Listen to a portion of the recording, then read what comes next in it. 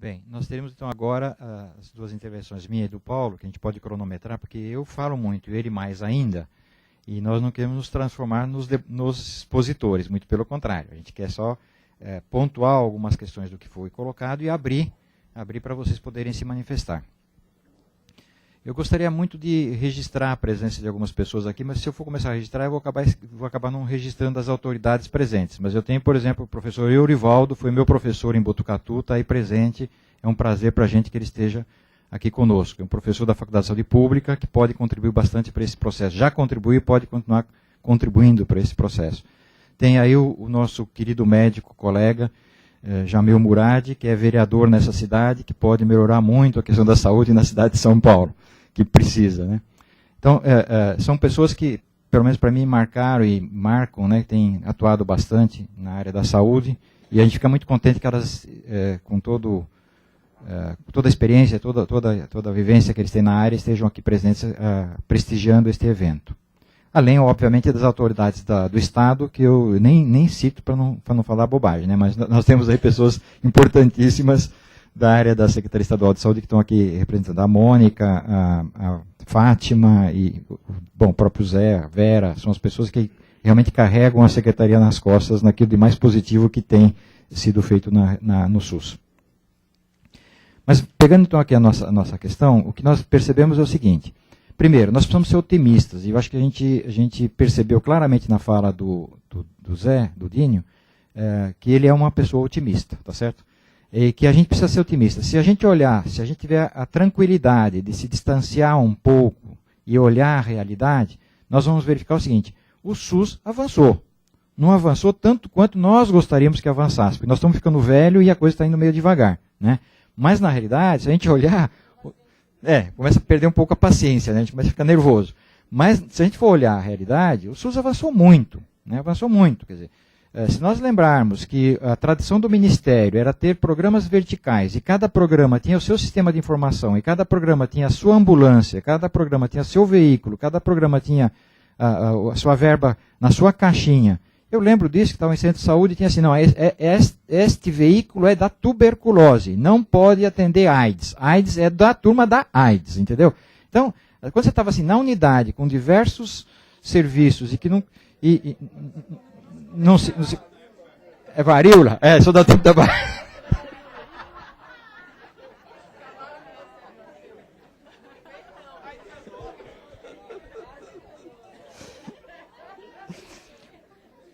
Oswaldo tem razão. Nós não somos da época da AIDS. A AIDS é muito moderna. Nós somos da época da varíola. Na época da campanha da... TB, hanseníase e varíola. Então, vejam. Isso para mostrar para vocês que a gente já vivenciou situações desse tipo. Portanto, hoje, se a gente for olhar a realidade, na hora que você municipaliza, que você descentraliza, que o município passa a tomar conta disso, o Ministério ainda mantém coisas verticais, mas aos poucos isso vai sendo quebrado, tá certo? Vai sendo remodelado. Eu acho que a questão da estratégia de saúde da família é fundamental para isso, que é a base para isso, que vai ter que melhorar e está melhorando, está avançando. Tá certo? Então, nós temos que ser otimistas e eu acho que a coisa está indo. E óbvio que tudo isso reflete nos sistemas de informação, e os sistemas de informação, às vezes, são resistências para que isso avance mais. Porque cada sistema desse tem o dono do sistema, tá certo? Quer dizer, tanto em nível federal como em qualquer lugar. Né? O sujeito que cuida lá de um determinado sistema de informação do Ministério há 300 anos, que era da Fundação Nacional de Saúde, esse cara está lá, ele está defendendo aquilo que ele acha correto. Não estou falando que ele está errado, é que ele vivenciou aquilo, ele construiu aquilo, ele acha que aquilo é correto, e é mudança de postura, como foi colocado aqui, a mudança, vamos dizer assim, de metodologia de trabalho, de forma de trabalho, que tem que ser incorporado com um processo educativo, um processo que a gente sabe que é demorado, é um processo de adesão desses funcionários para uma nova visão, para uma nova forma de trabalho, mudar.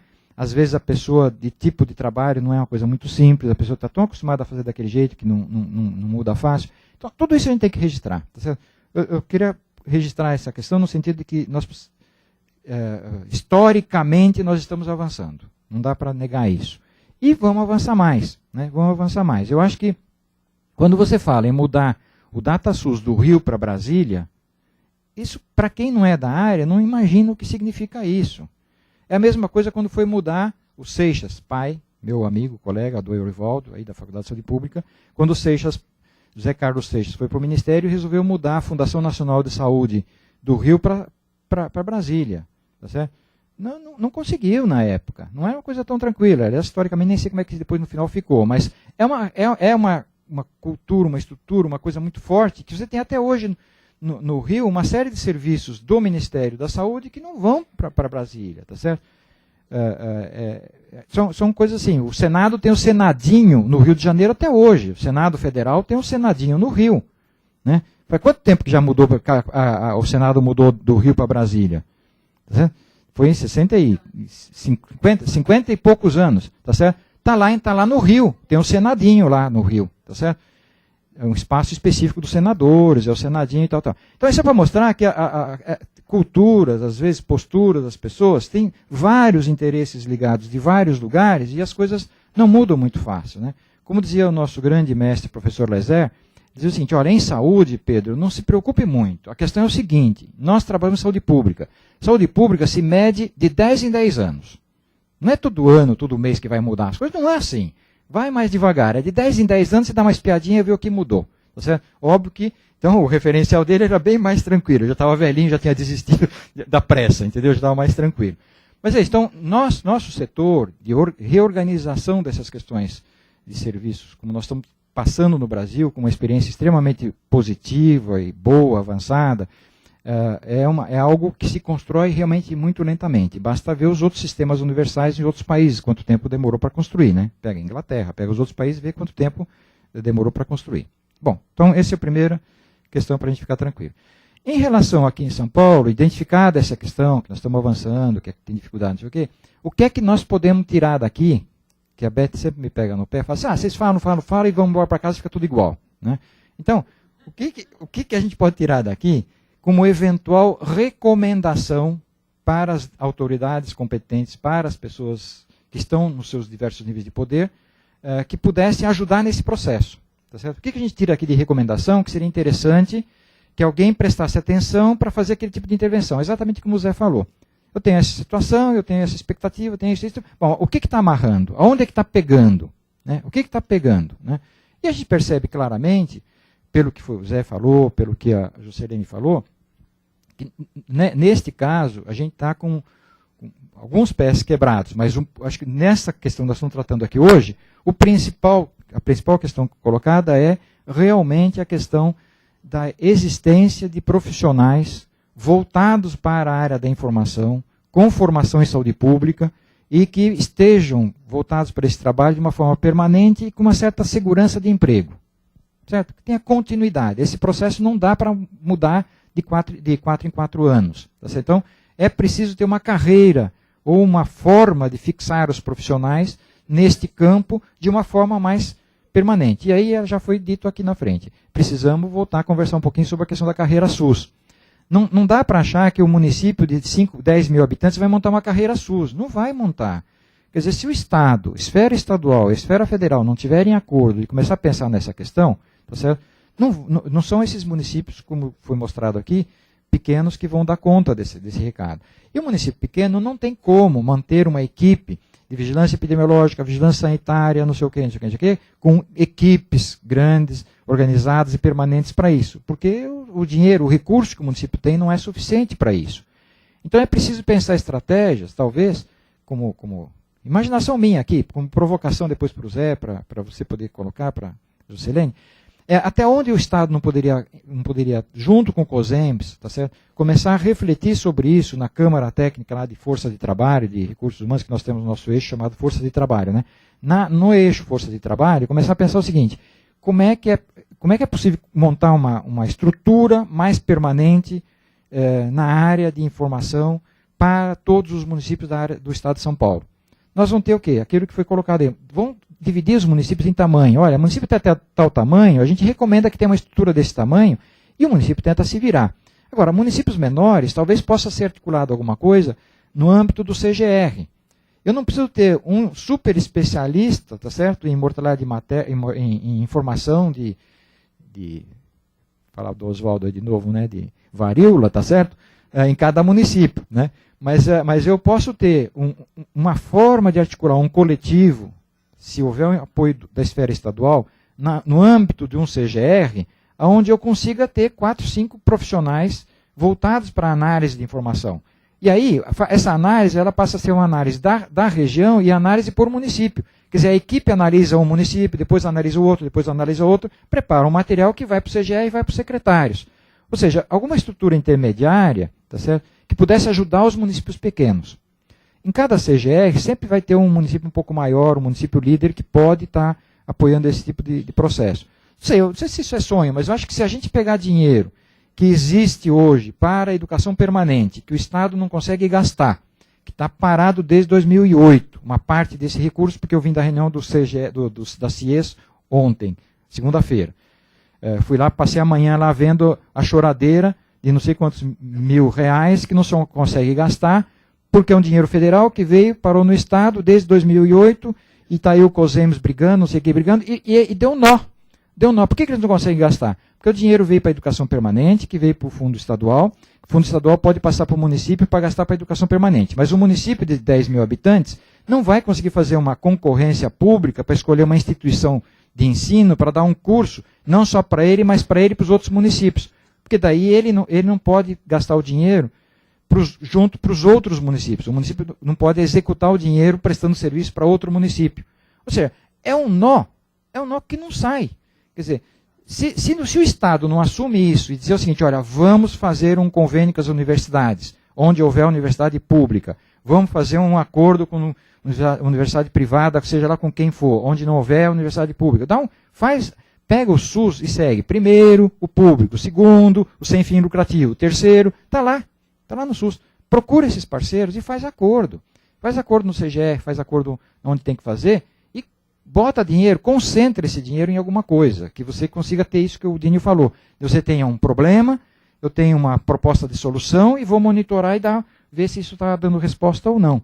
Tá certo? Acho que existe eventualmente algumas possibilidades que eu imagino que se o COSEM se mobilizar, se o Estado se mobilizar, se a CPS se mobilizar, está dando a Mônica aqui, né, que é da área de planejamento, vamos dizer assim, se a área de planejamento da Secretaria, junto com a área de recursos humanos da Secretaria, sentarem, começar a conversar sobre isso, eu imagino que é possível, não é, as pessoas acho que são normais, as pessoas são pessoas que estão envolvidas em serviço público, estão fazendo um esforço enorme para o SUS dar certo, eu acho que elas poderiam estar investindo um pouco em alguns direcionamentos desse tipo para melhorar essa situação. Nós estamos tratando aqui só do que nós falamos hoje aqui de informação, isso deve servir para todas as outras áreas. Mas eu estou mostrando que em algumas áreas, no caso que nós estamos tratando hoje aqui, talvez tenha alguma luz no final do túnel, se houver algum esforço, né, de articulação, fundamentalmente, né, e alguma decisão política para que isso possa ser encaminhado. Acho que é um pouco por aí que eu queria provocar os dois expositores, para depois a gente verificar se é possível dar continuidade a uma conversa desse tipo. Eu já farei meus 10 minutos, passaria para o Paulo, fazer suas considerações também, e aí a gente abre para vocês poderem também fazer as considerações que vocês acharem adequadas. Eu disse muito brevemente, na saudação, já estava virando uma argumentação, eu brequei, né, sobre a contradição de termos informações que são validadas do ponto de vista técnico-científico no Brasil, e os seus sistemas razoavelmente disponíveis, e a gente não os usa. Né? E eu acho que já perdemos a oportunidade de usar. Eu acho que essas informações não nos servem mais. O modelo paradigmático que as produziu é um modelo que se esgotou, é baseado na produção e na assistência e na morbidade. A gente não deve mais desenhar modelos desse jeito, né, nem sistemas de atenção desse jeito, portanto, a informação que a gente tem talvez sirva para fazer algum ajuste, mas não é a informação que nós precisamos para fazer a mudança. Quando a gente precisa mudar um paradigma, e nós precisamos mudar um paradigma na organização das políticas e do sistema de saúde no Brasil, nós temos que abandonar o modelo anterior. Inclusive a formulação de problematização dele não serve mais, a gente tem que criar um modelo novo e tornar o modelo anterior obsoleto. Esse é o grande esforço. Né? Nós não temos mais condições, num sistema universal da magnitude que nós estamos criando no ambiente urbano em que o Brasil vem se desenvolvendo, de não tratar mais essa questão como uma questão da determinação social, né? Portanto, a informação necessariamente precisa ser uma informação em linha com o processo de produção social da saúde e da doença, né? E a gente mede produção da assistência, baseada na morbidade. Medimos bem, mas isso já não nos serve mais, né? Então, o desafio, que não é fechar a cortina da história, é olhar para isso. São tecnologias que do ponto de vista dos recursos informacionais, o hardware e software, a gente realmente precisa nos apoiar nas conquistas que tivemos, mas do ponto de vista do paradigma de produção e uso da informação, este modelo não serve mais. A gente vai fazer mais do mesmo, e nós já cumprimos uma certa etapa nesse sentido quando controlamos as doenças transmissíveis, que já estão controladas, né? Salvo episódios aqui e ali, eventualmente alguma nova forma de transmissão ou algum novo agente, etc., mas as tecnologias não são diferentes do que a gente sempre usou, né? Nesse sentido, esses debates devem apontar por um uso gerencial da informação, né? Eu não acho que a gente vai resolver isso capacitando grupos de pessoas para fazer, talvez não mais aqui na Dr. Arnaldo, mas talvez em alguns espaços descentralizados ou novos centros de gestão da informação. A informação tem que ser usada no processo de produção. Isso tem que ser uma ferramenta da consulta. Ao fazer o planejamento do processo de acolhimento das pessoas, estas pessoas que nos acolhem no sistema de saúde devem ter domínio de certas informações sobre por que essas pessoas estão lá e para onde elas vão quando elas saírem de lá. O que vai acontecer com elas? Qual a possibilidade de redução de risco e vulnerabilidade do ponto do indivíduo e das comunidades locais? Porque senão a gente vai fazer uma gestão melhor, talvez tenhamos de cabeça uma mortalidade infantil um pouco mais fracionada, né, nos territórios, mas a gente vai continuar medindo mortalidade e morbidade sem que o processo de produção do cuidado tenha vínculo mínimo com as questões daquele território que determinam aquela condição. E a gente tende a reproduzi-la, né? Mesmo querendo superá-la, porque a gente não está cuidando dessa dimensão.